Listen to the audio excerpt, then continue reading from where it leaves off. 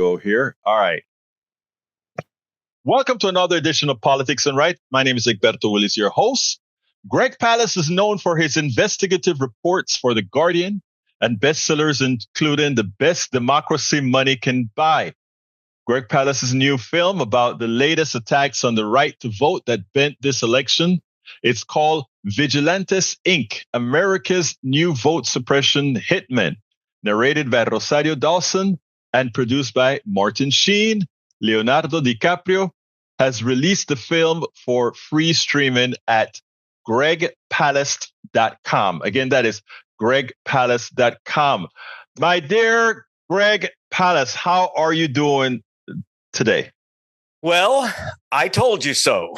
Yes, you did. I told you that through Jim Crow tactics, Trump could take this election.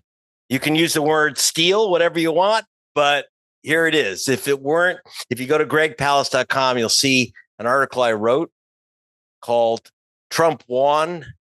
Vote suppression won, Trump lost. Here are the numbers. What I mean by that is that vote suppression tactics, which I've been studying and working and investigating for Black Voters Matter Fund, the Reverend Jesse Jackson's Rainbow Push, ACLU, and the NAACP. I did an analysis and I determined, and I should mention, by the way, that those who don't know me, you know me as an investigative reporter, you see the hat. But before I was a reporter, I was what's called a forensic economist. That's a detective who's good with numbers. And I work for the U.S. Justice Department and several attorneys general. This is the work I do. And the numbers I'm about to tell you are numbers I've taken into federal court for Black Voters Matter and NAACP, et cetera. So these are really serious numbers. And here's the number. I'm giving you this big lead up to tell you that if it were not for Jim Crow vote suppression tactics, Kamala Harris would have had 3,565,000 more votes, giving her a popular vote victory. And also Wisconsin, Georgia, Pennsylvania, and Michigan, she would have had the White House with 286 electoral votes. This is a pretty careful calculation. Like I say, I've stood this up in federal court. But on the other hand, Agent Orange is in the White House. So what we have to do is end this Jim Crow voting suppression game. And by the way, vote suppression is a very New York Times-y, highfalutin term for shafting Black people out of their votes and other people of color, including students whose color is then they tend to vote blue. No, let me ask you something, Greg. These numbers, because I'm looking at your article at gregpalast.com titled How Trump GOP Fixed 2026. Yes, 2026. And before I get there, I was reading that article, but in that number, I saw that number you spoke about, the 3,565,000 missing votes. And you said that had a lot to do with Black votes, but was that enough to swing the elections? And was that 3 million votes mostly Black voters or otherwise? It was, I would say, a good half of them were Black voters. Others were other challenge voters, students. Some women who've changed their name and couldn't get ID with their new name change. And Asian American voters have been a new target. I was just at the Osage Indian Reservation. There's no group that suffers more vote suppression than America's natives. And they are, by the way, probably the most democratic voting group in the country, even more than African Americans these days. Asian Americans have also started voting about 75% Democrats, so they've become a target. So basically voters of color and young people. So for example, one of the biggest things that happened in 2024 was the national rollout of the Klan plan, the Trump campaign, and I'm not making this up. That's why you got to see the film Vigilantes, Inc. The Trump campaign for 2024 resurrected a plan first used by the Ku Klux Klan in 1946, in which individuals, these are not government people, but self-appointed vigilante vote hunters said, that's not a legal voter. I, Greg Palast, under the laws of Georgia and Florida and Pennsylvania, Wisconsin, other states, I can say, Greg Palast can say, Egberto, Willies, cannot vote because he doesn't actually live in wherever you live, Washington or whatever. You can't vote. I'm challenging your right to vote. And now how many people have been challenged? Well, in 2024, one single organization backed by Trump called True the Vote, he launched their film at Mar-a-Lago. It's one of his favorite groups. They proudly announced that as of August, 3 months before the election, they had already challenged, these are not government officials, they had challenged 363,000 voters individually. And that included, you'll meet him in my film, that included Major Gamaliel Turner.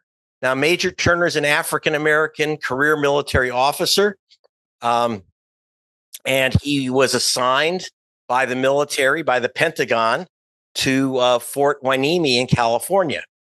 The chairman of the Georgia Republican Party in Southern Georgia, a guy named Alton Russell, challenged Major Turner's right to vote because they said, well, he's not living in Georgia. Well, guess what, Alton?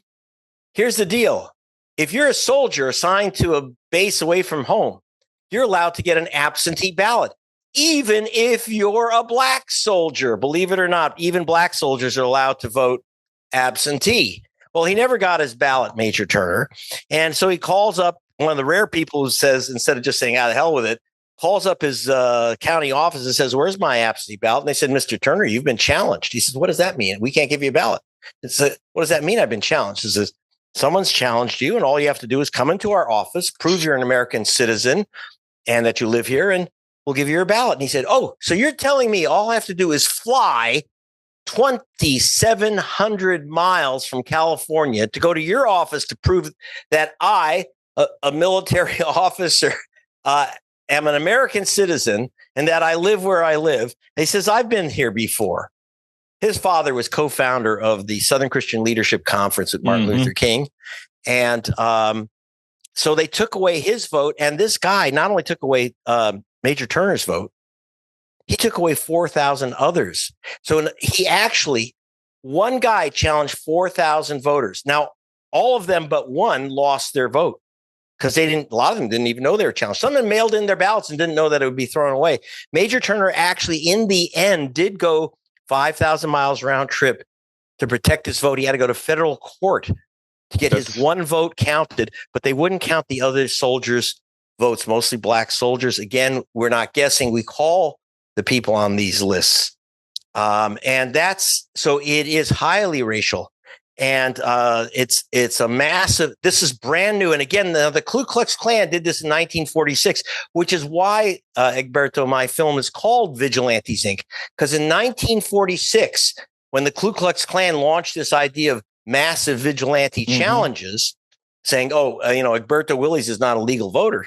In 46, they had to fill out each form, and they did remove enough black people to elect a Klansman, Eugene Talmadge, as governor. But Talmadge was about to be arrested for this game because it does violate U.S. law. But he drank himself to death, as you'll see in the film, drank himself to death just before the FBI cuffed him. Now, here's the deal. If it was illegal in 46, it's suddenly become legal now. How did that happen? I don't know. The VRA. Where was our Justice Department? Yeah. And now we don't have a Justice Department. We have an Injustice Department. So I'm very, very worried that in 2026, these vigilante challenges will accelerate. Their plan was 2 million by the end of 2024. We don't know how many went through. I'm still trying to get that info. But we do know that they're going to be expanding this attack for 2026. Now, Greg, I mean, you're doing a whole lot of this. Let me ask you a question. Who are you passing all this information to that you're uncovering? I'm passing it to the voting rights activists and the legal team. So, for example, Gerald Griggs, who's a top-notch attorney, head of the NAACP Georgia, C.K. Hoffler, who's the attorney for Reverend Jackson and Rainbow Push, Black Voters Matter Fund, Fred Gray actually is one of my attorneys. Fred Gray represented Rosa Parks, and he appeared in court with me on his 90th birthday. So we're getting these top-notch voting rights lawyers, and the organizations and getting them involved and active in trying to help people to save their vote. There's a couple ways to save your vote. One is obviously if we can overturn the law in this crazy business in the courts. We haven't seen that yet.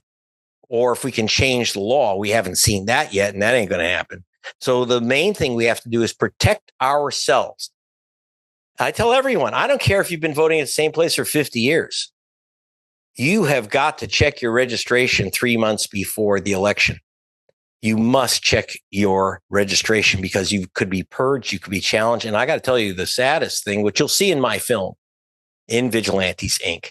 By the way, the Ku Klux Klan changed their name, incorporated as Vigilantes Incorporated to cover their tracks. That's why the film is called Vigilantes, Inc.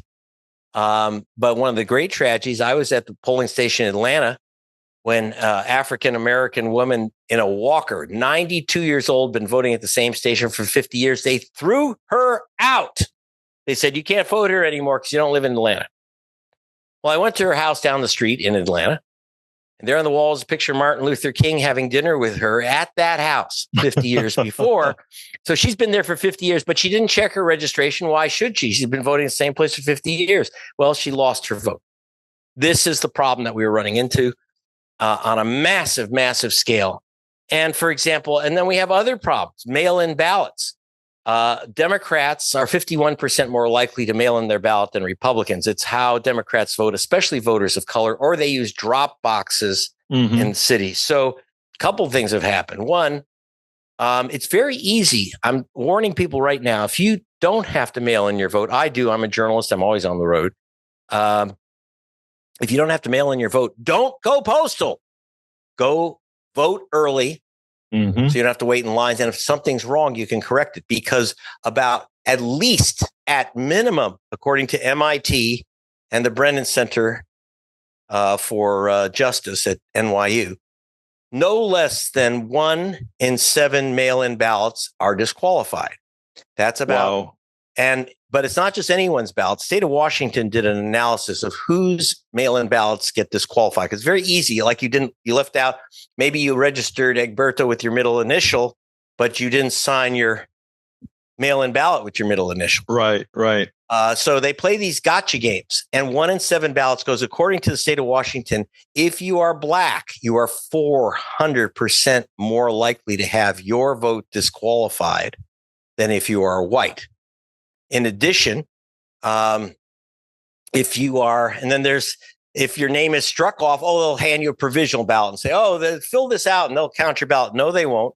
According to the United States Elections Assistance Commission, 43%, that's almost half of all provisional ballots, are not counted. Now, here's the thing. If you're black, Hispanic, or American Indian, Asian American, or Asian American, and if you're Indian, forget it. They hand you the chance that you'll be handed a provisional ballot is 300% more likely than if you're white. And ballots disqualify because there's a mismark or something on that. According to Alan Lichtman, Professor Alan Lichtman is an expert on this who did an analysis for the U.S. Civil Rights Commission. If you are black, the chance your ballot will be disqualified for technical reason is 900% higher than if you are white. 900% higher than if you are white. And so that's how you end up with this loss. Now, if you go to my article, you'll see that the various ways that they stop voters from voting, purge them from the voter rolls, disqualify ballots, the numbers add up to about 9 million, but there's a lot of double counting. Not everyone would have voted for Harris, et cetera. That's how we take that down to 3.5 million. In other words, you corrected for I have to correct for it. So you start with 9 million votes and voters lost, but there's a lot of non-voters, compression, there's a lot of double counting, et cetera. So we have to account for that. So these are conservative numbers. So it's down to 3.5 million, but 3.5 million swings this election. And what's interesting is it also makes Alan Lichtman, when he did his prediction as who would win the election, it would have seemed like his metrics were wrong this time around. But if we take a look at what you're saying, his metrics again held. It's just that the suppression actually worked. And what you're telling me is this type of suppression is not only having people not come to vote, but actually having the votes just not counted. Yes. So that's one of the nasty little secrets of America's democracy. We don't count all the votes that are cast, and we don't let every citizen vote. And it is massive. When I was in Britain, remember, I worked for BBC Television and The Guardian. When we have elections in Britain, they not only say how many votes there are, they'll tell you the non-votes. They'll tell you the disqualified ballots. So in Britain, for example, you'll have, they'll say 5,000 votes in this district for the Labour, 5,000 for Tories, and 3 ballots were disqualified because they were unreadable or spoiled or ripped up or whatever. In America, we don't announce that number because in America, that number runs into millions. Now, who keeps track of this? Greg Palast didn't come up with these numbers, just so you know. These aren't my numbers. These are simply arithmetic calculations from the published data given to me by the United States Elections Assistance Commission. They are the official agency which tracks not only our votes, but our non-votes. It's from them that I found out that over 1 million provisional ballots, about 1.2 million provisional ballots were disqualified. That's from the EAC, which says 43% of all provisional ballots are disqualified. Right. The purge of 4.77 million voters. Purge, that means that you've been removed from the voter roll. Right. Without reasonable evidence. In other words, you're not dead. You didn't move. So why are these people being removed? 4.7 million of them, almost 5 million. Now, here's the thing. If they're not voters at a legal address, they shouldn't be voting. But what we did was we had Amazon, the Palast Investigative Fund, hired the experts that work with Amazon and the United States Postal Office, Postal Service, to know where you live. And we verified the voting addresses of these so-called moved voters, and they never moved anywhere. They were right there. And 63% of those voters had never moved from their legal voting address. That's according to Amazon and the U.S. Postal Service. So what is it that Brian Kemp or these other GOP purging generals know that we don't know? They know this, because we called 800 of the people who were purged, overwhelmingly black voters, overwhelmingly people who had no idea that they'd lost their right to vote, that they had to re-register. By the way, you can defeat this game by simply checking your registration and re-registering. And that's your first line of personal defense. But we have to fight this. And we have to get the word out, and that's why I work. That's why I work with like Black Voters Matter. I give them the list, and they send out postcards. A Southwest Voter Registration Education Project, a Hispanic organization, made, for example, 150,000 calls into Georgia in Spanish and English, warning people who had lost their right to vote that they had to re-register. Now, so that's Greg, the games played. Yeah. With all this work that you're doing. Why isn't any of the parties contacting you to get this data or work with this data? Or are they just asleep at the wheel, just like Schumer was asleep at the wheel today in his belief that, we can just wing things? Well, you know what I say about the parties. With the Republicans, I say, let sleeping dogs lie. And then with the Dems, I just say, let lying dogs sleep. So it's all the same. You don't count on a political party to save your vote. You save your vote. I'm nonpartisan. I'm a journalist. I don't deal with parties at all. Not that the political parties are necessarily clamoring for me to give them the information. It's the voting rights and civil rights organizations that are taking up and have always been at the forefront of the battle. It's never been the government. And now, of course, you have a government which is absolutely stone cold hostile to voters of color. And in particular, that's one of the things we have to worry about. So what do we do in 2026? Because the idea, a lot of people are banking on 2026 to start the correction for all the damage that will be done in 2024 and 2025 and beginning in 26. Well, the election's already been stolen, but you can steal it back. Just here's the problem. I just got off the phone with a foundation. It says, well, why is anyone going to be interested in elections in an off year, 2025? It's not till 2026, because in 2025 is when they do the big purge. I told you that last time there were 4.77 million people who were removed from the voter rolls without evidence. And we know that 63% of those people, about 3 million people, we know for dead sure. We can literally name them. I can give you their names and addresses. 3 million people who are not, who are wrongly removed from the voter rolls. Now, they're doing it again here in 2025. All those people, a lot of them same people, will be removed from the rolls. Other people will be removed. I expect 5, 6, 7, 8 million people to fall in this category in this year, 2025. They don't purge voters in election years. They purge them the year before. And that's very effective because you're not looking for anything. You'll get a card in the mail. And most 98, well, let's put it this way. You're supposed to return this card you get in the mail. Then they won't take you off the voter rolls. The return rate is 1.2%. About so it's only 99% of people ignore it because it looks like junk mail. How many times do you get a postcard that says official business? Right. They don't say official. It's just Procter and Gamble selling you soap. It's official mail, but it turns out to be an insurance company, right? So people ignore this stuff, and that's what's dangerous because you will lose your vote. So everyone can check in any state. Every single state these days has an online voter They have online voter registration files. You can check if you are still registered. Do that. But you better act now. Don't count on Biden. Don't count on Harris. Don't count on Schumer. Certainly don't count on J.D. Vance to save your vote. In fact, count on them to make it harder.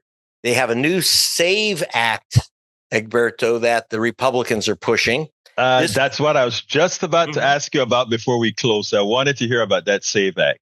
Okay, the SAVE Act, look out. It's going to require that you prove your citizenship before you register or re-register. We have 31 million people register or re-register, mostly re-register every year. People move and they re-register. 31 million people a year. All 31 million under this act will have to prove that they are citizens. Now you'd say, well, of course, only citizens should vote, but we don't have non-citizens voting. Go arrest them if you find them. But under this ridiculous thing, we're literally going to have millions of people who won't be able to vote. First of all, who has the two major proofs of citizenship are a passport and birth certificate. An original birth certificate. By the way, do you know where your original birth certificate is? So the original birth certificate, no copies. Do you know where that is? The other is a passport. Now, as you know, the color of passport holders is white and green. Yes. Because who has a passport except for the 1%ers who go skiing in Switzerland for their vacations? They have passports, but if your idea of vacation is maybe you can scrape some nickels together to take your kids to Six Flags, you don't have a passport for that. And you can't prove you're a citizen. And we did this once before. One state, Kansas, when Chris Kobach was Secretary of State, instituted a law there that you had to prove citizenship to register to vote. He blocked about 18,000 voters from voting, and he admitted to a federal court that of the 18,000 people who could not prove their citizenship in time and lost their vote, that not one was an illegal alien voter. Not a single one. But it didn't. I wonder why. Undocumented workers don't want to be found. Why would they go into a food and vote? I'm here illegally. I'm now gonna. Here's my address. I'm walking into. It makes no sense. But anyway, Greg, give me a closer. What should we do? Okay. Get ready. Number 1, check your registration online. Number 2, scream bloody murder and stay connected. Take the information from gregpalast.com and you spread it around. Get it to all your lists, your massage circles, whatever. Warn people. And third, I'm asking you to grab some popcorn and watch a very entertaining movie called Vigilantes, Inc., narrated by the wonderful Rosario Dawson. Vigilantes, Inc., America's new vote suppression hitmen. You can get the link for free streaming at gregpalast.com. GregPalast. See it on the screen there. You can figure that one out. Those are the three things I'm asking you to do. That is, get informed, raise hell, protect yourself and your folks, loved ones. We are going to have the links to Greg's website. We're going to have the link to his video, everything in the correspondent blog here. Greg Palast, investigative reporter, and much more than that. He is the director, producer of Vigilantes Inc., America's new vote suppression hitman, who was, again, narrated by Rosario Dawson and produced by Martin Sheen, Leonardo DiCaprio, among some of our other well-known actors. Thank you so kindly, Greg, for having been once again on Politics Done Right. Thank you, Egberto. We spend a lot of time deconstructing the news, trying to parse it into a form that everybody can understand. We try to find those little nitpicks where it flies above the fray, etc. If you really like these videos that we do, I want to ask a big favor. Please go ahead. Number one, subscribe to our channel. And number two, please join if you can. Thank you so kindly for watching. Keep watching. Please remember to share. We must populate the entire internet with our progressive message, a message that we know is what most Americans say that they want. So help us, please join.